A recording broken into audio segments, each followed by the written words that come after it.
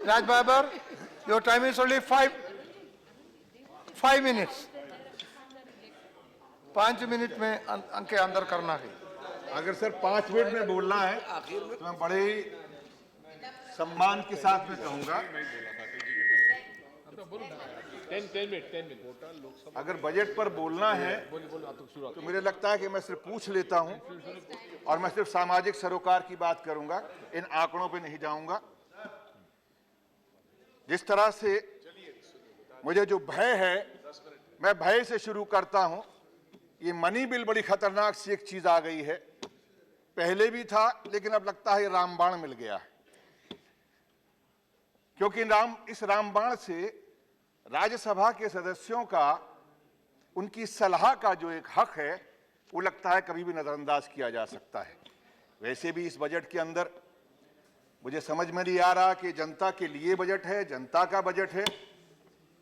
मैं क्षमा चाहूंगा वित्त मंत्री महोदय, बहुत अरसे से जानता हूं आप बुद्धिमान थे, बुद्धिमान हैं और शायद बुद्धिमान आगे भी रहेंगे, लेकिन अब आप समझदार भी हो गए हैं और ये समझदारी हमें सीखनी भी पड़ती है आपसे। आज मुझे अजीब सा लग रहा है कि ये गणित ही गणित नजर आ रही है, समाज का सरोकार कहाँ है, जनता का सरोकार कहाँ है। स्मृति जी बैठी हैं, मुझे बहुत अच्छा लगा। थोड़े दिन पहले मैंने सुना था कि इन्होंने चांदनी चौक से भी चुनाव लड़ा था और ईश्वर इनको और जो है गहने दे, अच्छे गहने बनवाएं, इनको एक पवित्र मंगलसूत्र जो पहना हुआ है ऐसे ता जिंदगी इनके गले में ऐसे ही रहे, मैं इसकी कामना करता हूं। क्योंकि मैं जिन लोगों के बारे में ये बोल रहा हूं, no it's not a personal, on the contrary, मैं आपका सम्मान करते हुए कह रहा हूं कि नारी का सम्मान करना इस देश के अंदर सबसे पहले होता है जवाहरात के साथ में, गहनों के साथ में, पर हमारे परंपरा से चला आ रहा है, संस्कृति से चला आ रहा है। लेकिन आज दुर्भाग्य ये है कि हम बात तो करते हैं कि हम लोगों को, हम मेक इन इंडिया करेंगे, हम बात करते हैं मेक इन इंडिया के साथ साथ स्किल जॉब को बढ़ाएंगे, लेकिन जिस मेक इन इंडिया को, जिस स्किल को बरसों से जो लोग चला रहे हैं, आज उनके खिलाफ साजिश की जा रही है। मान्यवर, मैं कहां से शुरू करूं? मेरे पास में इस टेलीफोन के अंदर एक क्लिप्स है, लेकिन मैं यहां नियमों के अनुसार सुना नहीं सकता। अगर चाहेंगे वित्त मंत्री महोदय तो लॉबी में सुना दूंगा। मैं पढ़ के सुना देता हूं। भारत में सोने के संबंध में कोई निर्णय सिर्फ आर्थिक नीतियों के आधार पर नहीं हो सकते। जरूरी ये देखना है कि इस निर्णय का भारत के जनमानस से कोई डिस्कनेक्ट तो नहीं। भारत का जनमानस क्या सोच रहा है उसके अनुकूल कोई निर्णय करेंगे, तभी उस निर्णय का लाभ ले सकेंगे। मुझे उम्मीद है कि ये भाषा सुनने में तो ऐसा लगता है जैसे अब्राहम लिंकन ने बोली हो, क्योंकि समाज का सरोकार की बात है, लेकिन ये भाषा उस वक्त के मुख्यमंत्री गुजरात ने और आज के प्रधानमंत्री नरेंद्र मोदी जी ने 2012 में बोली थी, जब यूपीए सरकार जो थी, जब एक्साइज लेकर आई थी स्वर्ण के ऊपर। मान्यवर, मैं आपसे सिर्फ यही कहना चाहूंगा कि इन तमाम चीजों को देखते हुए मैं आपसे यह उम्मीद नहीं करता, मैं जानता हूं वोट की राजनीति नहीं कर रहे, वो वोटर हमेशा आपके साथ में रहे थे, जब आपका झंडा, डंडा, बैनर सब आपका लेके चलते रहे। जब भी कभी उन्होंने गुरु दक्षिणा भी दी और साथ साथ जब चंदा देने का काम हुआ चंदा भी दिया, और उसके बाद में जब भी कोई आंदोलन किया, जब भी कोई मीटिंगें की, तो आपके लिए उन्होंने असली घी की पूड़ियां भी बनाकर खिलाई। मैं सिर्फ उनके बारे में बात करना चाहता हूं। मैं इसलिए करना चाहता हूं कि उस समाज को आप जानते होंगे मैंने क्यों कहा, ये पर्सनल नहीं कहा मैंने किसी के लिए, बल्कि मैं अपनी माँ, अपनी बहन के लिए भी ये कह सकता हूं कि मैं अपनी माँ को सजा देखता हूं तो मेरी माँ जो है उन गहनों से नजर आती है, मेरे जो हमारी देवी देवताएं जो है उन गहनों से नजर आते हैं। और ये एक गहना किस तरह से बनता है, इसमें गलाई करने वाला, वो जो गलाई करता है, गलाई करने के बाद में जब सोना आता है तो बंगाल से जो काम करने वाले वो आते हैं, सारे हिंदुस्तान में है, महाराष्ट्र से है। वो गलाई करने वाला जब उसमें रेनी मिलाता है 2% की, तो रेनी मिलाने का मतलब वो मैन्युफैक्चरिंग हो जाती है, क्योंकि उसकी शेप बदल जाती है, और जब वो शेप बदल देता है तो बेचारा मजदूरी कितनी पाता है, 20 रुपए। लेकिन अगर वो हिसाब नहीं रख पाएगा, वो कहां से चार्टर्ड अकाउंटेंट आएगा, वो कहां से लेके आएगा अकाउंटेंट? लेकिन आपका कहना क्या है कि वो गलाई करने वाला, वो पतरा निकालने वाला, अगर आपने कल को उसके ऊपर मशीन की जो कैपेसिटी है, उसकी मशीन की कैपेसिटी अगर तार निकालने की है 1 किलो सोना की दिन में, और कहीं से, क्योंकि वो गरीब आदमी मशीन चलाता नहीं, वो तब चलाता है कि 200 ग्राम 500 ग्राम इस दुकान का, उस ज्वेलर का, उसके पास में माल आ जाए, तो जब 500-700 ग्राम का माल पड़ा होता है तब वो मशीन ऑन करता है और तार निकालता है। बिल्कुल वैसे ही जैसे गन्ने का जूस निकालते हैं, जितना पतला करना होता है, फिर मुड़ा, फिर उसको गेज को बढ़ाया, फिर निकाला, फिर उसको किया, फिर निकाला, उसके बाद में वो तार या पतरा निकालता है।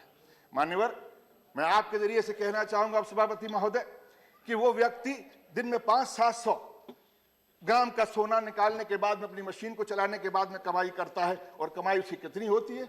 मुश्किल से बमुश्किल 100 ग्राम 50 से 60 रुपया की मजदूरी होती है। लेकिन अगर उसका हिसाब रखने बैठेगा, चार्टर्ड अकाउंटेंट लाएगा, अगर इससे भूल हो गई, उसे गलाई करने वाले से भूल हो गई, पतरा करने वाले से भूल हो गई, वो नगीना लगाने वाले से भूल हो गई, वो नगीना लगाता है, उसके बाद पॉलिश को जाता है, उसमें 10 नगीने 10 हीरे लगे होंगे, तो अगर मान लीजिए 3 हीरे उसमें से निकल जाते हैं, फिर वो दोबारा जाता है, फिर उसको गर्म करके वो 3 लगाता है, फिर वो वापस लेके आता है, फिर उसमें तो पहले वाले 2 निकल जाते हैं। इस तरह से एक प्रोसेस है, ये आता रहेगा, जाता रहेगा। मैं और लंबा नहीं बताना चाहता, एक गहना बनाने के लिए कम से कम 15 से 16 हाथों में जाता है, 12 हाथों में जाता है। ये अंगूठियां जो आप पहने हैं, ये अंगूठी एक आदमी नहीं बनाता, ये गलाई के लिए, ढलाई के लिए, नगीना वाले के पास के लिए, इससे बहुत सारा एक प्रोसेस, उस प्रोसेस के बाद में बनता है। मान्यवर, मैं आपसे रिक्वेस्ट करूंगा, आपने एक्साइज लगाई, आपने कहा कि इंस्पेक्टर जो है कारीगर की दुकान पे नहीं जाएगा, आपने कहा कि हम 12 करोड़ से ऊपर के जो लोग हैं उन पर 12 करोड़ तक किसी पर भी जो है एक्साइज नहीं लगेगी। अच्छी बात है। मैं आपसे ये कहना चाहूंगा, 12 करोड़ की बात नहीं, मैं आपसे ये नहीं कहना चाहता हूं आपको 12 करोड़ की बात करें, लेकिन इंस्पेक्टर जो है, आपने शायद उन परिवारों को नहीं देखा, उस दौर से आप लोगों को नहीं देखा। आप दिल्ली में जरूर रहे, आप दिल्ली में पढ़े हैं, आप दिल्ली यूनिवर्सिटी में भ्रष्टाचार के खिलाफ 72-73 मैंने भी साथ आपके बहुत दूर से देखा था और हम भी लड़े थे। लेकिन एक चीज मैं कहना चाहूंगा, इनकी लड़ाई बहुत बड़ी अलग लड़ाई है। इनकी लड़ाई ये नहीं है कि हम टैक्स नहीं देना चाहते, वो आपको 1% की एक्साइज देंगे, जरूर देंगे, लेकिन एक्साइज क्यों दें? आपको कमाई करनी है ना, आप बुलियन पे लगाइए। आप क्यों जो है कैश से सोना चांदी क्यों खरीदता है, आप उस पर लगाइए।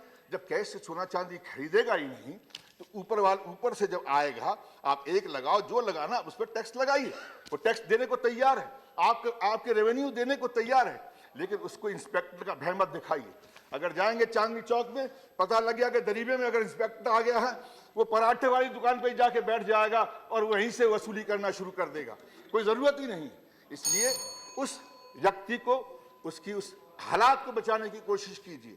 आपने, मेरा मानना यह है कि अगर 1% का जो एक्साइज लगाकर आप 1% सोचे, आप किसानों की बात करते हैं, किसान जो बेचारा अपनी बेटी की शादी में जेवर लेकर जाता है, अगर वो एक्साइज लग जाएगी तो 12.5% कटेगा। आप अगर इस तरह से करके बात करेंगे तो मैं आप तो बात करते मैं आपसे सिर्फ बात ये कहना चाहूंगा आपके माध्यम आप तो बात करते रहिए, वो जवाब बाद में देंगे, वो बाकायदा बात जवाब दें। लेकिन मैं ये कहना चाहूंगा कि किसान अगर अपना जेवर लेकर जाता है और जेवर अगर वो बेचता है और उसके बाद दूसरा जेवर लेता है, तो खरीद फरोख्त के अंदर 12.5% का नुकसान होता है उसको। इस नुकसान को बचाने के लिए किसान को, वो बेचारा जाएगा क्यों, बेचेगा क्यों, उसने अपने बुरे वक्त के लिए, अपनी बेटी की शादी के लिए वो रखा है। आपने बहुत सारी चीजें की, कर्मचारियों का आपने जो है ईपीएफ जो है टैक्सेशन जो है वो वापस ले लिया, बड़ी अच्छी बात है, लिया आपने। लेकिन आप किस तरह की इन सेंसिटिव चीजें कैसे कर सकते हैं कि आप जो है, आपने तो पीएचडी की है इस सब्जेक्ट पे, आपने भी की होगी मान्यवर, मैंने की नहीं है, क्योंकि ना तो मैं समझदार हूं और ना मैं पढ़ा लिखा हूं, लेकिन समाज के सरोकार से मेरा रिश्ता है, और आज भी और कल भी था। मेरा पेशा भी वही कहता है और मेरे पेशे ने भी वही रखा। इसलिए उस पेशे के जरिए मैं आपसे कहना चाहूंगा, अपनी समझ के जरिए जो भी मेरी थोड़ी बहुत लोगों के बीच में खड़े होकर देखी है कि आपने टैक्सेशन को लेके, टैक्सेशन वाले उन्होंने वापस तो आपने ले लिया, लेकिन आप इस तरह से किसी की आप पूरी की पूरी सामाजिक व्यवस्था है उससे कैसे अनदेखा कर सकते हैं?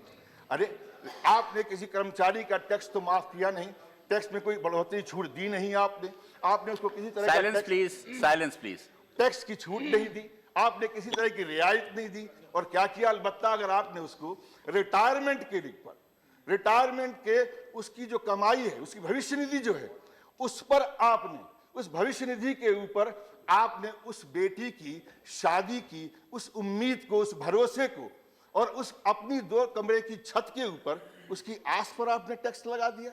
इनसे मैं पूछना चाहता हूं, क्या सेंसिटिविटी नाम की कोई चीज नहीं है इस बजट के अंदर? क्या ये बजट जो है सिर्फ आंकड़ों का है? क्या ये बजट सिर्फ गणित का है? ये गणित का या आंकड़ों का बजट है तो मुझे लगता है कि किसी भी।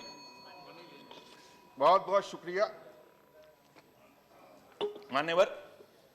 इनका कहना यह है कि इतनी सी बात कह के खत्म करूंगा बात। ये 360 बिलियन डॉलर कितना बता रहे हैं ये इनके पास में किसानों के लिए है, वो इनके पास में रिजर्व है। 360 अरब डॉलर विदेशी मुद्रा इनके पास रिजर्व है। बहुत अच्छी बात है, रिजर्व है। मुझे लगता है कि इन्होंने या तो कमाया है, अगर कमाया नहीं तो फिर कहां से आया? इन्होंने कोई 2 साल में ऐसी योजना तो बनाई नहीं जिसमें इतनी ज्यादा कमाई इनके पास में आ गई हो। अंतर्राष्ट्रीय बाजार में तेल सस्ता हुआ, वो पैसा आ गया। अब उस पैसे पर इस देश के तमाम नागरिकों की जेब का हक भी बनता है। पूरा मत दो, थोड़ा थोड़ा दो, उनको राहत दो।